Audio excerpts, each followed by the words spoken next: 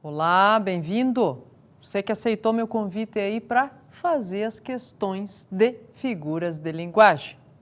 Você também deve se lembrar que eu disse a você ao final da nossa aula, não se assuste, não se acanhe. Por quê? Porque as figuras de linguagem, embora de algumas de nomes esquisitos e de extensa e vasta lista, aparecem em grande medida como cobradas de maneira mais recorrente as que são de fato recorrentes na linguagem, escrita e falada do português contemporâneo, não é isso? É isso mesmo. Por isso eu pedi que você anotasse aquela listinha de algumas figuras mais recorrentes, embora haja exercícios sim que vamos fazer de outras também. Muito bem? Então vamos aos exercícios? Vamos lá, vamos começar conversando um pouquinho então sobre essas questões. Questãozinha 1, observe lá comigo. Vamos lá. Arrase no Enem e observe comigo. Vou aumentar aqui para nós, para ficar bem legível. Joia! Aí mesmo, assim fica bom. Vamos lá. No enunciado, atenção. Virgílio, traga-me uma Coca-Cola bem gelada. Registra-se uma figura de linguagem denominada. Veja, nós estamos aqui no eixo da identificação, né? Estamos solicitando aí para identificar qual figura de linguagem. Então, vamos anotar aqui. Qual é o pedido aqui do enunciado? Identificação, tá? Identificação da figura. Não é interpretação, não é compreensão, mas identificação. Qual a figura possível aqui? Quando eu digo, Virgílio, traga-me uma Coca-Cola bem gelada. A figura possível, embora o emissor da mensagem possa estar pedindo diretamente um refrigerante Coca-Cola, a figura possível aqui é a substituição. Vamos lá, vamos ver se você me ajuda. Substituição do produto pela marca. Ahá, muito bem. Atenção aqui comigo. Qual é a figura de linguagem que sintetiza a substituição do produto pela marca? Chicletes por goma de mascar, Omo por sabão em pó, Coca-Cola por refrigerante. Qual é a figura de linguagem? Bingo, muito bem, você acertou. Você acertou, você que disse metonímia. Sim, certinho. Então, marque lá comigo. Metonímia, letrinha E. Certo? Muito bem. Joia. Vamos à questão 2 agora. Quando você afirma que enterrou no dedo um alfinete, que embarcou no trem e que cerrou os pés da mesa, recorre a um tipo de figura de linguagem denominada o quê, gente? E agora? Peraí. Deixa eu achar direitinho aqui. Bom, enterrar um alfinete no dedo. Significa o quê? Furei meu dedo com o alfinete, né? Ok. Embarquei no trem e cerrei o pé da mesa. Que figura de linguagem eu estou empregando aqui? Lembram lá daquela imagem que nós colocamos na aula de teoria, que a gente discutiu um pouquinho aí? Colocamos um monte de orelha nas paredes, colocamos o que? O exemplo lá que dizia a perna da mesa. Só que aqui é pé, né? É o que mesmo? Qual é a figura? Catacrese, gente, é essa mesmo, tá? Essa que você estava pensando aí sim. Vamos lá, vamos anotar, né? Olha só, o que aparece aqui, ó?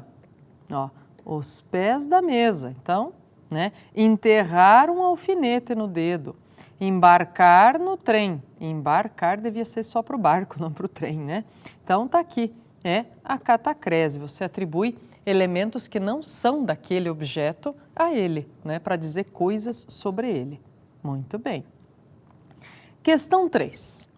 No sintagma, ou seja, né, na expressão, no enunciado, uma palavra branca e fria, encontramos a figura denominada o quê? Minha nossa! Primeiro que palavra branca e fria parece coisa do simbolismo, né, gente? E possivelmente seja, pode ser um verso, inclusive, do simbolismo, que é o quê? Uma vanguarda de fim, de virada de século, aí do século XIX para o XX, que trabalhava muito com essa ideia imagética, simbólica. E havia alguns poetas, um deles em especial, representante dessa vanguarda, dessa corrente estética de fim de século, Cruz e Souza, que era obcecado por ideias de clareza, brancura nas suas palavras, nas palavras que ele usava nos poemas. Uma palavra branca e fria. O que nós estamos casando aí? Casando sentidos diferentes para dizer uma coisa só. Portanto, estamos lançando mão da mesma figura que aparece em Cheiro Verde ou em Voz Torta. Quem era elogiado, quem é elogiada, dizendo, olha, ela tem uma doce voz torta? Quem? Você se lembra? Você conhece esse enunciado, esse apelido? A Elza Soares, né? A doce voz torta. Então, também uma sinestesia que aparece aí, é uma sinestesia que aparece aqui também. Nós temos como corretíssima aqui, vamos marcar juntos, letrinha A, certo? Estou dando cor e sensibilidade à palavra. Muito bem. Misturando os sentidos. Outra agora, pessoal. Nos versos. Bomba atômica que aterra, bomba atônita da paz. Pomba tonta, bomba atômica. A repetição de determinados elementos fônicos, que faltou essezinho, né? De determinados elementos fônicos, é um recurso estilístico denominado o quê, gente?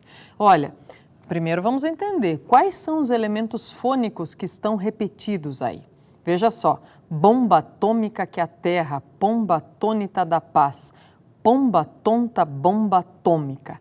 Eu tenho uma repetição insistente de consoantes, não é isso? De algumas consoantes, T, P, B, não é isso? Isso mesmo.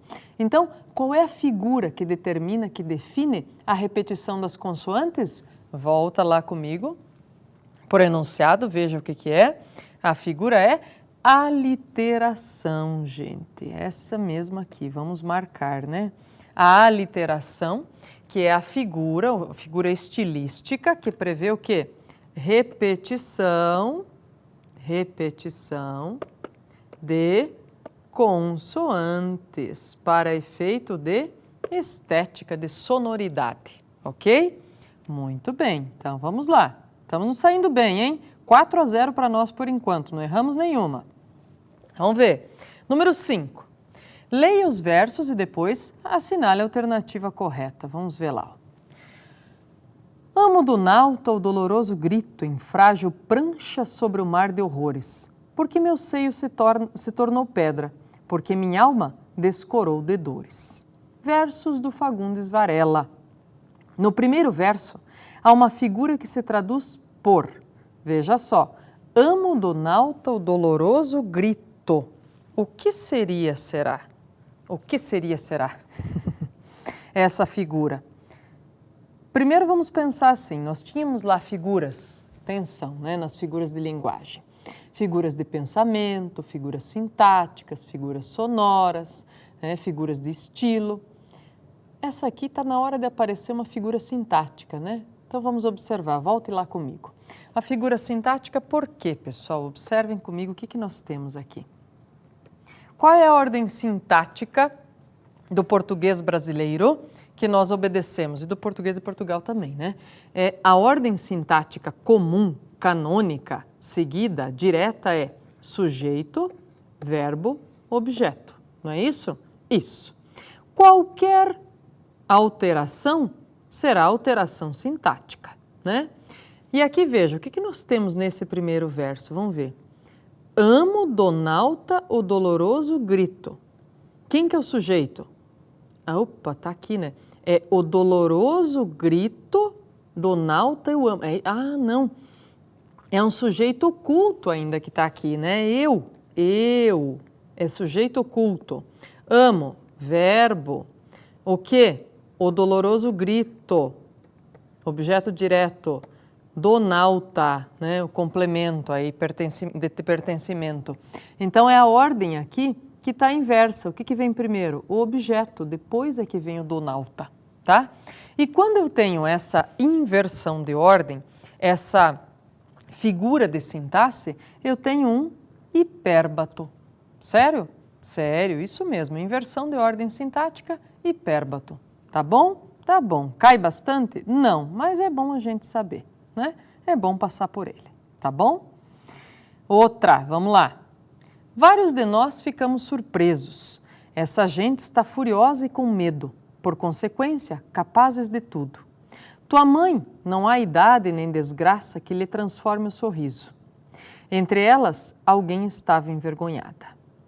Os períodos contêm, respectivamente e sucessivamente, as seguintes figuras de sintaxe. Veja só, de novo, eu disse a vocês, estava na hora, né? Está aparecendo figura de sintaxe. Primeiro, antes de falar das figuras de sintaxe, observe aí nos períodos. Tem alguma coisa que chame a atenção? Vários de nós ficamos surpresos. Ups, já tem aí, né? Logo na primeira frase. Não tem aquela, você não fica pensando assim, mas não seria vários de nós ficaram surpresos? Ou será que pode ser os dois? A outra ali que diz assim, essa gente está furiosa e com medo, por consequência capazes de tudo. Peraí, mas eu não podia dizer, essa gente está furiosa e com medo, por consequência capaz de tudo? Será que está certo, está errado? Então vou dizer, vou tirar a curiosidade aí, tirar a dúvida, né? Olha só, gente, nesses dois casos e nos outros aí também, há amplas, ou há duas, pelo menos, possibilidades de concordância, tá?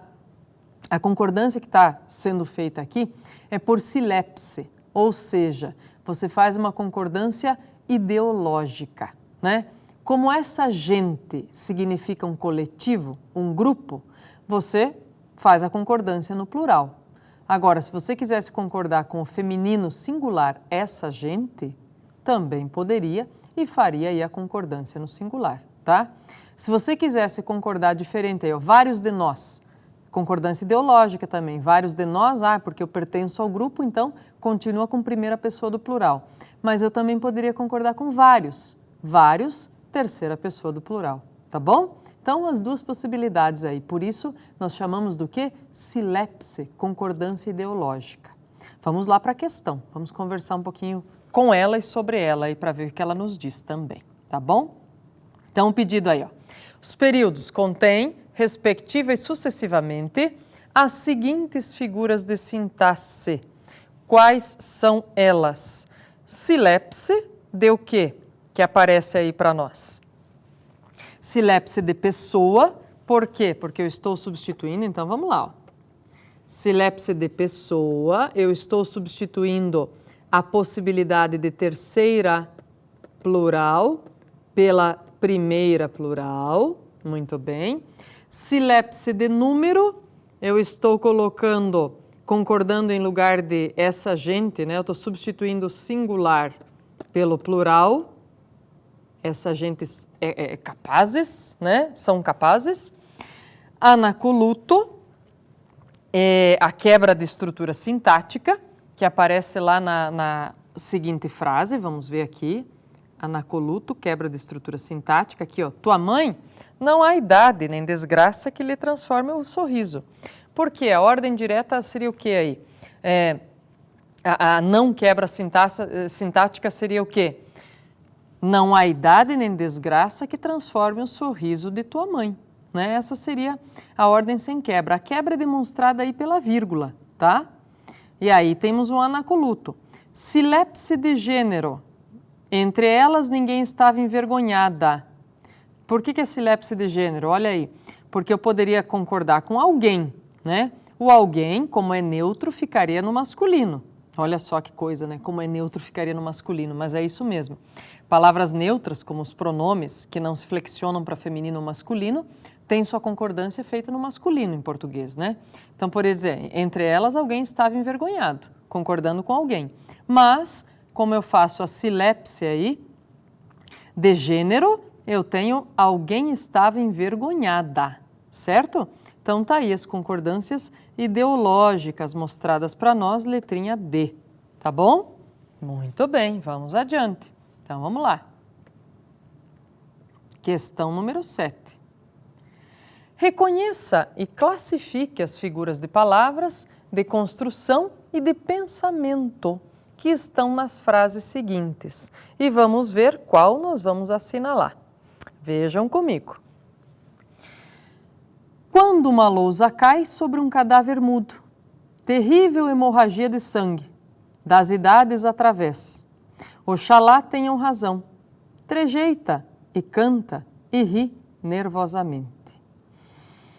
A primeira, e talvez a mais fácil, pessoal, eu vou conversando com vocês, vocês podem ter outras opiniões aí, mas talvez a mais fácil de já matar aí a questão, ou pelo menos eliminar algumas alternativas, seja encontrar aqui onde está o pleonasmo, né? Pleonasmo tá fácil, não acham? Né? Sim, acho que todos concordamos que o pleonasmo tá fácil. Quem é o pleonasmo? Aqui, ó. Terrível hemorragia de sangue. Bom, se é hemorragia, ei, atenção, composição das palavras comigo, né? Formação de palavras. Hemo, sangue. Ragia, muito. Né? Então, o que eu tenho aí? Ragia muito, muito em grande quantidade e jorrando, né? A ideia. Então, tem o que aí? Bom, hemorragia só pode ser de sangue, não tem como ser de outra coisa, né? Eu tenho outras palavras, como verborragia, gente que fala muito, né? Então, olha só, muito sangue. Hemorragia não tem como ser de outra coisa, é de sangue, por isso, pleonasmo. Ficou fácil, né? Tá bom. Vamos ver quais que a gente joga fora, sabendo que a segunda é pleonasmo. Olha lá. Eu já jogo fora a e a E. Ufa! Ó, fiquei entre três, fica mais fácil, né? Joia, muito bem. Então, vamos ver lá. Depois, gente, aqui, ok, ok. Depois, eu tenho a ideia, olha só, quando uma lousa cai sobre um cadáver mudo. E aí me parece que eu tenho um epíteto, não é? Ah, professora, deixa eu ver aqui. Ah, verdade, porque já matou a questão, né, gente? Se eu tinha dificuldade de enxergar essa ideia do cadáver mudo, do epíteto, ora, agora já não tenho mais, porque só sobrou o número 3 no começo aqui das alternativas, né? Então, ok, epíteto para cadáver mudo, hemorragia de sangue, aí 4, pleonasmo, hipérbato, o das idades através, por quê? O que eu tenho aí? Uma inversão sintática, né, gente? Olha lá, através das idades é a ordem direta, né? Não é das idades através das idades. Então, um hipérbato, depois tenho oxalá tenham razão. Tem uma elipse. Por que tem uma elipse? Eu estou omitindo aí o sujeito, né? Oxalá que eles tenham razão. Estou tirando aí o sujeito, está escondido. Está omisso. E, por último, trejeita e canta e ri nervosamente. Vejam o que eu tenho aqui. Olha lá comigo. E canta e ri. Eu tenho a repetição do mesmo síndeto, ou seja, do mesmo elemento de ligação, polissíndeto, tá? E canta, e ri, e chora, e isso, e aquilo. Tenho a repetição proposital do mesmo elemento de ligação, então, polissíndeto aí na última. Portanto, letrinha C, né, gente? 3, 4, 2, 5 e 1. Muito bem. Vamos lá. Questão de número 8. Identifique os recursos estilísticos empregados no texto. Olha lá. Nem tudo tinham os antigos, nem tudo temos os modernos. Minha nossa, tem bastante coisa aí, né? Estão pedindo para identificar 3. Vamos ver. Tem metáfora aqui, gente? Vamos eliminar já o que não tem. Vamos ver lá. Tem metáfora aí? Não, não tem metáfora, né? Tem pleonasmo, tem redundância, tem alguma coisa assim? Não parece, né? Mas eu tenho o que aqui? Eu tenho a combinação do quê? De nem, nem. Desse paralelismo aqui. Se é essa combinação, o que eu tenho mesmo? Ah, eu tenho uma anáfora. Matei a questão, né? Mas vamos ver, se eu tenho essa combinação e é anáfora, vamos ver por que as outras estão aí também, né? É letra A, tá bom? Mas, ó, é letra A por quê? Eu tenho a anáfora do nem e nem, nesse paralelismo. Eu tenho antítese, porque eu estou aproximando ideias contrárias, que estão onde as ideias contrárias, gente? no antigos e no modernos, não é isso? Isso, muito bem. E eu estou também fazendo uma silepse, ou seja, uma concordância ideológica. Qual que é a concordância ideológica? O temos aqui. Por quê? Nem tudo tinham os antigos, eles lá. Nem tudo temos. O autor da frase está se incluindo e usando uma primeira pessoa do plural, né? O paralelismo, a ideia aí sem silepse seria: nem tudo tinham os antigos, nem tudo tem os modernos, certo? Isso aí. Mas como ele se inclui no texto, né, como moderno também, ele faz concordância por silepse, concordância ideológica, concordância com o temos primeira do plural. Então tá aqui. Anáfora, antítese e silepse. Muito bom. Questão número 9, gente. Olha lá. Nos versos abaixo, uma figura se ergue graças ao conflito de duas visões antagônicas. Saio do hotel com 4 olhos, 2 do presente, 2 do passado. Puxa, legal, né, essa questão? O que ela diz aí, ó? Uma figura se ergue, quer dizer, uma figura surge graças a observância, a aproximação aí, ao conflito de duas visões antagônicas. Saio do hotel com 4 olhos, 2 do presente, 2 do passado. Como é que é o nome mesmo dessa ideia aí que nós temos? A aproximação de dois conceitos que são divergentes, que são antônimos. Como é que é o nome? Isso mesmo, acertou muitíssimo, você que disse antítese. É isso aí, a mesma figura que está tão presente lá nas oposições de claro e escuro do barroco, né? Dos poemas do barroco, tá bom? Então, isso aí, claro, escuro, pecado e perdão, né? Paganismo e fé e tudo mais, tá bom? Então, vamos lá. Ó, antítese aí para nós de novo. Questãozinha número 10 agora. Atenção, olha lá. Identifique a figura de linguagem empregada nos versos destacados. No tempo de meu pai, sob estes galhos, como uma vela fúnebre de cera, chorei bilhões de vezes com a canseira de inexorabilíssimos trabalhos. Opa! Primeiro vamos entender um pouquinho de vocabulário aí que é bom, né?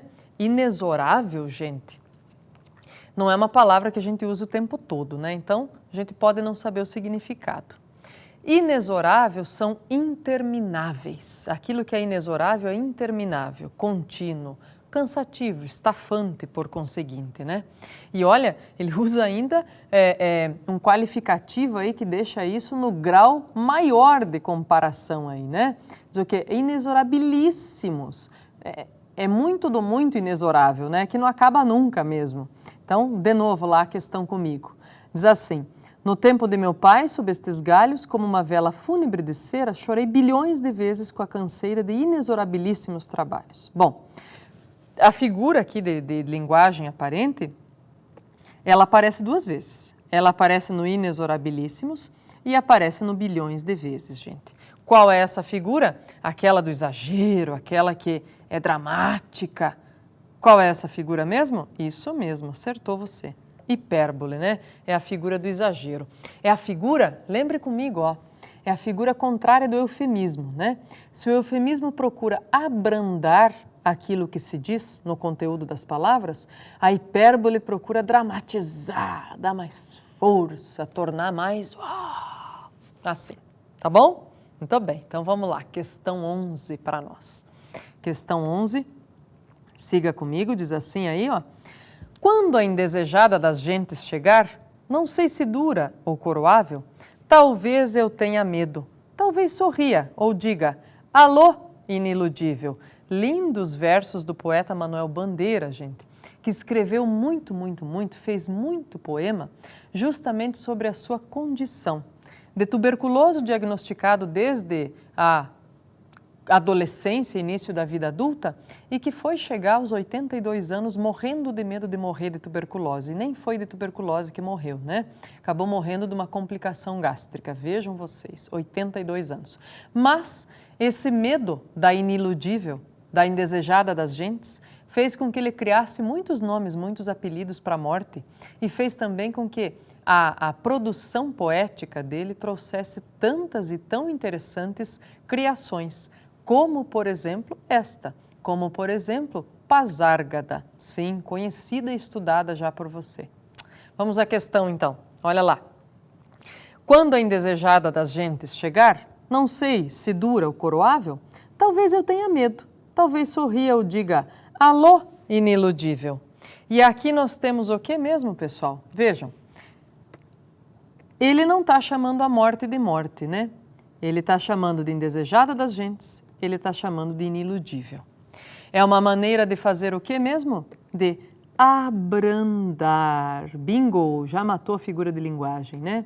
De abrandar, de minimizar o impacto da mensagem. Muito bem, é isso aí. Portanto, eufemismo. Letrinha B. Joia.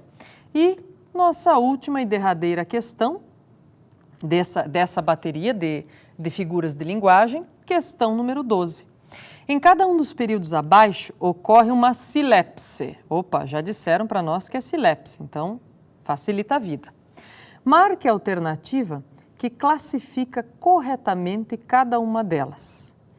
Está uma pessoa ouvindo missa, meia hora o cansa e atormenta e faz romper em murmurações.